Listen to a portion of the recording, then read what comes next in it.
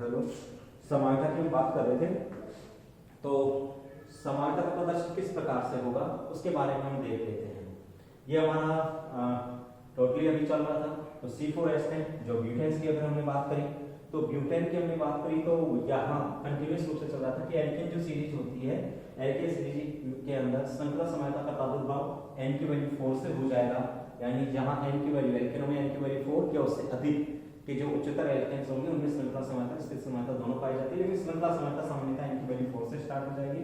अब चूंकि समानता होती क्या है, समानता ध्यान में बर्जलियस ने इसका प्रयोग किया था। इसके अंदर क्या होता है, तो समानता दो प्रकार की होती है, तो संरचनात्मक समानता एक होती है आपकी त्रिविम समानता। समानता है क्या? समानता वह परिघटना है जिसमें दोनों समावेश या जिनके आणविक सूत्र तो समान हो।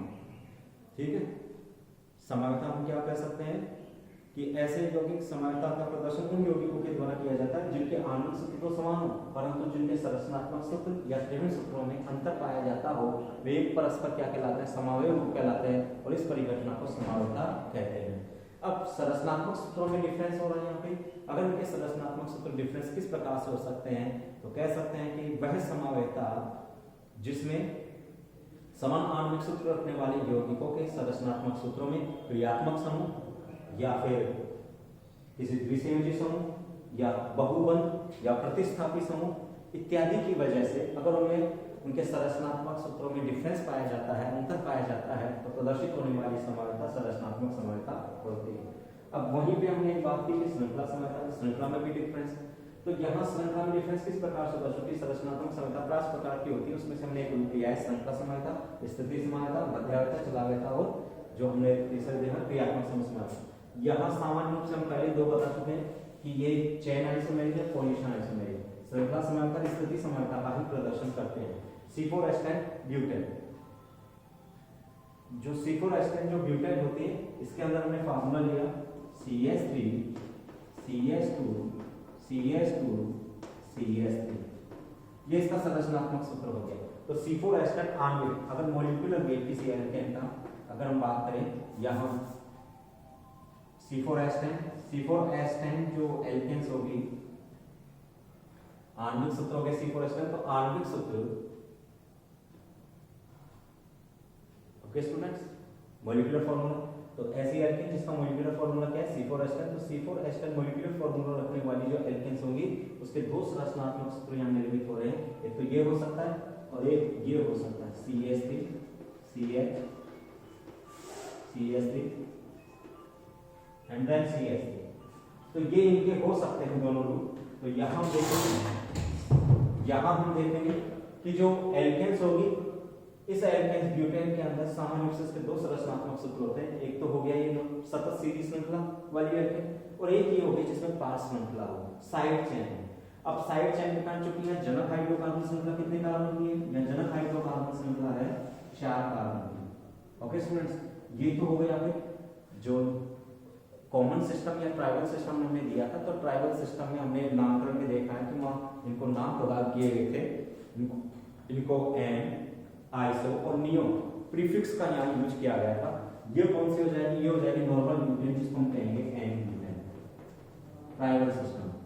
और इसको आईपीएस में भी हम क्या कह देते हैं, ब्यूटेन से नॉर्मल ब्यूटेन ही कहेंगे। यहाँ बात करते हैं तो यहाँ क्या है, यहाँ भी वही 4 कार्बन है, हाइड्रोजन की संख्या वही 10 है, तो मॉलिक्यूलर फार्मूला सेम है। तो दोनों ही क्या है, C4H10 दोनों ही ब्यूटेन है, परंतु दोनों के संरचनात्मक सूत्र अलग है। इनके आणविक सूत्र तो समान है परंतु इनके संरचनात्मक सूत्र डिफरेंट है। संरचनात्मक सूत्रों में हम देख रहे हैं एक सतत सीधी श्रृंखला वाली नॉर्मल ब्यूटेन है और दूसरी पार्श्व श्रृंखला को रखने वाली ब्यूटेन है। और इस पार्श्व श्रृंखला को रखने वाली ब्यूटेन, इसमें जनक हाइड्रोकार्बन श्रृंखला कितने होगी, 3 कार्बन परमाणुओं की होती है और ये मैथिल समूह प्रतिस्थापी समूह की तरह एक्ट करता है। ये हो जाएगा आपके 2 मैथिल ब्यूटेन और इसे कहा गया था आइसोब्यूटेन। आइसोपूर्ण का यूज आपको बता दिया। आइसोपूर्ण का यूज कब होगा, जब हाइड्रोकार्बन श्रृंखला के सेकंड लास्ट कार्बन पर मैथिल ग्रुप मौजूद हो, तो वो आइसो समूह के प्रीफिक्स वहां यूज करते हैं। तो वहां जनक हाइड्रोकार्बन में कितने कार्बन थे, 4 कार्बन थे। तो जनक हाइड्रोकार्बन क्या हुआ, ब्यूटेन, और उसके आगे हमने प्रीफिक्स क्या लगाया, आइसो। तो ये आइसोब्यूटेन है और ये नॉर्मल ब्यूटेन। अब एन ब्यूटेन आइसोब्यूटेन दोनों एक दूसरे के हैं, क्योंकि यहाँ जनक हाइड्रोकार्बन श्रृंखला कितने की है, पैरेंटल जो श्रृंखला है वो 4 कार्बन की है और यहाँ पैरेंटल श्रृंखला 3 कार्बन की है। क्योंकि कार्बन श्रृंखला में, क्योंकि कार्बन श्रृंखला या कार्बन चेन में कार्बन परमाणुओं की संख्या में अंतर आ रहा है, तो इस आधार पर प्रदर्शित होने वाली जो इनके संरचनात्मक सूत्रों में जो डिफरेंस हो रहा है वो कार्बन परमाणुओं की संख्या के आधार पर हो रहा है। तो हम कह सकते हैं निश्चित रूप से यहाँ कौन सी समानता होगी, क्योंकि यहाँ चेन 4 कार्बन की कंडीशंस, नॉर्मल ब्यूटेन में कार्बन श्रृंखला 4 कार्बन की, जबकि आइसोब्यूटेन में कार्बन श्रृंखला 3 कार्बन की है। कार्बन श्रृंखला में अंतर के कारण प्रदर्शित होने वाली ये समानता ये कहलाएगी आपके श्रृंखला समानता, या 4 कार्बन की श्रृंखला या 3 कार्बन की श्रृंखला। तो ये दोनों एक दूसरे के क्या हो जाएंगे, सीआई होंगे, चेन आइसोमर होंगे। ओके स्टूडेंट्स, ये एक दूसरे के चेन आइसोमर्स होंगे कि C4H10 मॉलिक्यूलर फार्मूला रखने वाली एल्केन के 2 संरचनात्मक सूत्र पाए जाते हैं जो परस्पर एक दूसरे के क्या होते हैं, चेन आइसोमर सीआई होते हैं। क्योंकि इन दोनों ही प्रकार की एल्केनों के द्वारा, इन दोनों ही प्रकार की एल्केनों का आणविक सूत्र एक ही होता है, परंतु उनके संरचनात्मक सूत्रों में कार्बन श्रृंखला में अंतर के कारण ये एक दूसरे, ये परस्पर समावयवता को प्रदर्शित करते हैं, ये परस्पर एक दूसरे के समावयव होते हैं और प्रदर्शित समावयवता श्रृंखला समावयवता कहलाती है। ओके स्टूडेंट्स, अब आगे चलते हैं। अगर ये श्रृंखला समावयवता है तो एल्केनों में 2 प्रकार की समावयवता होती है सामान्यतः, और प्रोपेन, एथेन और butane, sorry methane, ethane, propane. तो 3 प्रकार की एल्केन ध्यान रखनी है, मेथेन, एथेन और प्रोपेन। ये तीनों प्रकार की एल्केनों में कोई समावयवता नहीं पाई जाती, इनका कोई आइसोमर नहीं बनता है, नो आइसोमर है, नो आइसोमर। रिपीट कर रहा हूं, methane, ethane, propane have no isomer, ये कोई आइसोमर्स नहीं रखती है। इट मींस यहां पर आइसोमेरिज्म नहीं प्रदर्शित होती, तो no free represent isomerism. Methane, ethane, propane is not represent isomerism, ये समावयवता का प्रदर्शन नहीं करती है।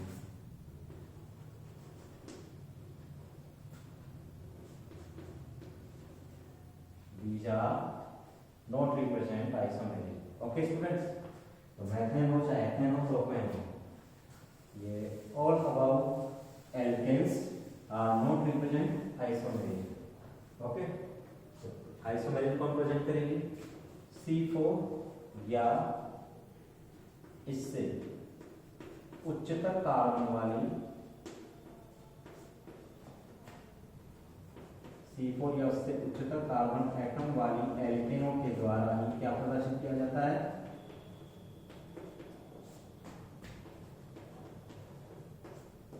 श्रृंखला स्थिति समानता का प्रदर्शन किया जाता है।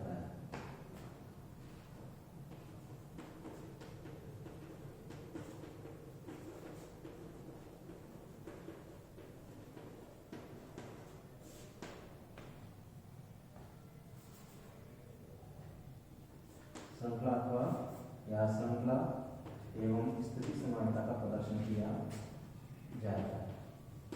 अब यहाँ श्रृंखला स्थिति समानता का प्रदर्शन कौन कौन करेगा, तो हमने यहाँ बता दिया था, ब्यूटेन के अंदर बताया, आणविक सूत्र क्या था, मॉलिक्यूलर फॉर्मूला C4H10। अगर मॉलिक्यूलर फॉर्मूला C4H10 है तो ये हो गया आपके ब्यूटेन, और यहाँ 2 प्रकार के आइसोमर्स बन रहे हैं इस एल्केन के। एक तो बनता है CH3, CH2, CH2, CH3 and 4 carbon की श्रृंखला, और दूसरा बनता है CH3, CH, CH3 and then CH3 isobutane. ये दोनों एक दूसरे के क्या हो गए, चेन आइसोमर्स हो गए, क्योंकि यहाँ 4 कार्बन की श्रृंखला और यहाँ 3 कार्बन की श्रृंखला। तो यहाँ 4 कार्बन परमाणु की श्रृंखला या 3 कार्बन परमाणु श्रृंखला। तो संरचनात्मक समानता का वह प्रकार जिसमें समान आणविक सूत्र रखने वाले यौगिकों के 2 भिन्न प्रकार के समान पाए जाते हो और दोनों के ही संरचनात्मक सूत्रों में कार्बन श्रृंखला का अंतर पाया जाता हो, तो ऐसी स्थिति में वे परस्पर एक दूसरे के क्या होंगे, श्रृंखला समावयव होंगे, उनके द्वारा प्रदर्शित समानता श्रृंखला समानता होती है। ठीक है, अब बात करते हैं, मान लीजिए हमने लिया एग्जांपल, मॉलिक्यूलर फॉर्मूला हमने चेंज कर दिया, मॉलिक्यूलर फॉर्मूला हमने लिया C5H12। C5H12 वाली जो एल्केन होगी हम जानते हैं जनरल में वो होगी पेंटेन, 5 कार्बन की है एल्केन इसलिए पेंटेन। अब यहाँ इसके संरचनात्मक सूत्र बनाते हैं। हम देखते हैं जो एल्केन है तो पेंटेन जो है पेंटेन का आणविक सूत्र क्या है C5H12 और इसके जो समावेश रूप बनते हैं कौन कौन से होंगे तो होंगे एक तो होगा CH3 CH2 CH2 CH2 CH3। इनके संरचनात्मक सूत्रों में 5 कार्बन परमाणु की उपस्थिति होगी तो एक तो होगा सतत सीधी श्रृंखला वाली एल्केन, ये तो हो जाएगा आपके N-पेंटेन, ये तो हो गई N-पेंटेन। दूसरा हमने लिया CH3 CH CH3 CH2 CH3, ये भी 5 कार्बन वाली पेंटेन है। लेकिन यहाँ एक एल्किल ग्रुप पार्श्व श्रृंखला के रूप में मौजूद है इसलिए कार्बन चेन कितने हो गई, कार्बन चेन 4 कार्बन परमाणु की हो गई। यहाँ carbon chain parental carbon chain 5 carbon की है तो 5 कार्बन की यहाँ 5 कार्बन की यहाँ 5 कार्बन वाली चेन है, यहाँ 4 कार्बन परमाणु की चेन है और एक ये हो सकता है CH3 C CH3 CH3 CH 5 carbon की श्रृंखला ये भी हो सकती है।